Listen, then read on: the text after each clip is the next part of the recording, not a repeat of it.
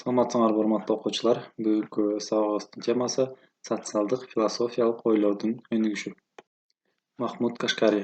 Махмуд Кашкари 11-кылымдын окумуштуу түрколог, филолог, тарыхчы, география, этнограф, энциклопедист, окумуштуусу. 1029–1038 жылдар аралыгында Барскондо туулган.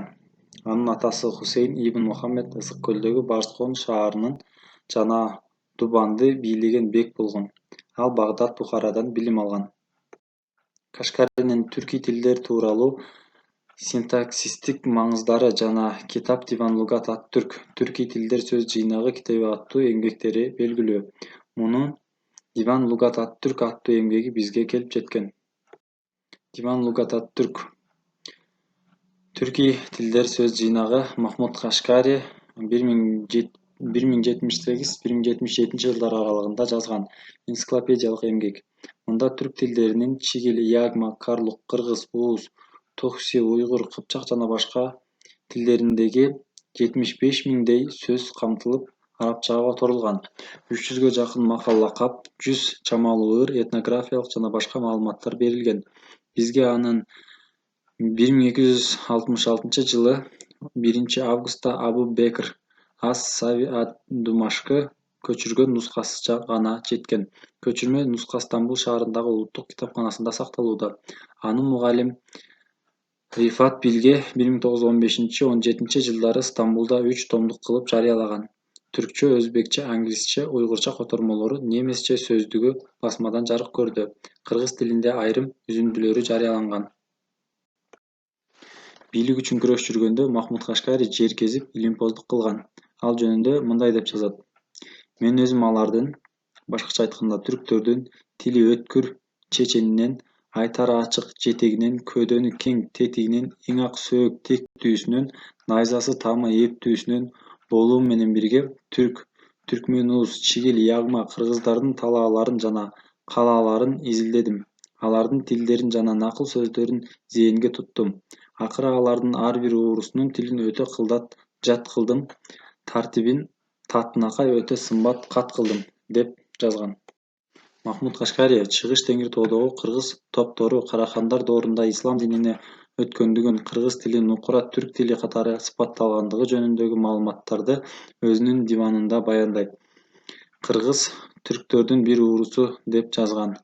Диванда кыргыздар бардыгы болуп 5 жолу эскерилген. Махмуд Кашкари дүйнөнүн картасын түзгөн. Дүйнөнүн борбору деп Ысык көл жана Теңир тоону көрсөткөн. Белгилүү окумуштуу Чоротегин Кашкаринин Диван Лугат ат-Түрк эмгегин терең изилдеген. 2017-жылы анын эмгеги кыргызча жарык көрдү. Жусуп Баласагын 1010–16 же 18-жылы Баласагын шаарында туулган.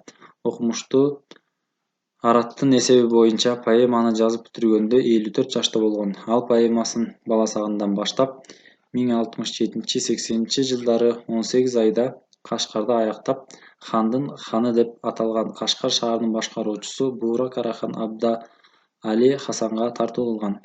Ал Баласаганга Улуу Хас Хажип деген наам берген. Улук Хас Хажип хан ордосунда кызмат өтөгөн өтө кадырман адамдын наамы. Улук кеңешчи дегенди билдирет. Кут алчу билим чыгармасы. Кудаткуу билик поэмасы биздин ата-бабаларыбыздын рухий турмушунда кылымдардан бириктүү, өз ара байланыштуу эки маданияттын олтурукташкан жана көчмөн маданияттарыбыздын түпкү башатын ырастаган эрдик кенч. Кут алчу билим чыгармаларынын азыркы кезде 3 нускасы бар. Наманганда 1913-жылы Валидов Мухаммед Хожа Эшен Лояршиттин өздүк китепканасынан тапкан. Каирде 1986-жылы Хидив китепканасынын директору Морин тапкан. Вена 1796-жылы австралиялык окумуштуу Хаммер Гургишталь тапкан. Кут алчу билим чыгармасынын сүрөт көчүрмөсүн 1896-жылы академик Радлов Петербург академиясынын Азия музейи үчүн атайын алдырган.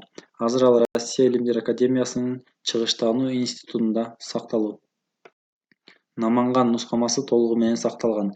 Аны өзбек окумуштуусу Фитрат 1918-29 Өзбек адабиятынын үлгүлөрү деген китепке үзүндүлөрүн киргизген.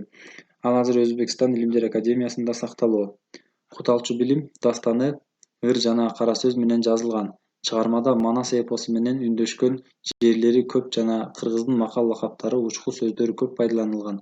Куталчу билимдин кош саптардан турган Месневи жанрында, тактап айтканда, уйкаш кош сап ырдан куралган бейхут формасында жазылышы Фирдаусинин Шахнамесин жакшы билгендигин билдирет. Ошондой эле автор Аль-Фарабинин Ибн Синанын чыгармаларын терең өздөштүргөнүнөн кабарлайт. Куталчу билимдин философиялык мазмуну. Адилеттик өкүмдар күнтууту аркылуу берилген. Акыл эс вазир айтолду аркылуу берилген. Бакыт вазирдин уулу Актилмиш аркылуу берилген. Каниеттүүлүк вазирдин иниси Өткөмүш аркылуу берилген. Куталчу билимдин философиялык мазмуну. Жусуп Баласаган чыгармасында окууну билимдүүлүктү таанып билүүнүн эң негизги жолу деп баалаган. Адам бактысын нравалык идеал катары баалаган. Коомдук бардык социалдык топтордун ээлеген ордо жүрүм-турум нормалары жөнүндө баяндаган. Адамгерчиликти, адептүүлүктү туу чокусу деп түшүндүргөн. Адамдын өмүр жолундагы максаты өз өмүрүн жакшылык иштерге арноо деп баалаган. Өнөр алды кызыл тил деген кыргыздын макалында айтылгандай, Жусуп да сөз баркын кадырлап, ага зор маани берген. Адамдардын адеп ахлактык касиеттеринен жөнөкөйлүүлүктү, кичпейилдикти ашкере жогору баалаган. Көтөрүмдүүлүк, сабырдуулук мүнөздөрдүн артыкчылыктарын баса белгилеген. Шарап аракты бейадептүүлүктүн бирден бир башаты деп жазган. Ойчул, жүрүш-туруш эрежелерин мыкты билген. Улууларга айрыкча урмат, сый мамиле көрсөтүү адамгерчиликтин айныңыз парзы деген. Үй бүлө куруу, балалуу болуу адам өмүрүндөгү чоң бакыт. Ата-эне балага тарбия берип, жаштайынан билим берүүсү зарыл экендигин белгилеген. Адам талбаган эмгеги менен гана адамгерчиликтин туу чокусуна жетет деген. 2015-16 Залкар ойчул окумуштуу акын Жусуп Баласагандын 1000 жылдык мааракеси эл аралык деңгээлде белгиленди.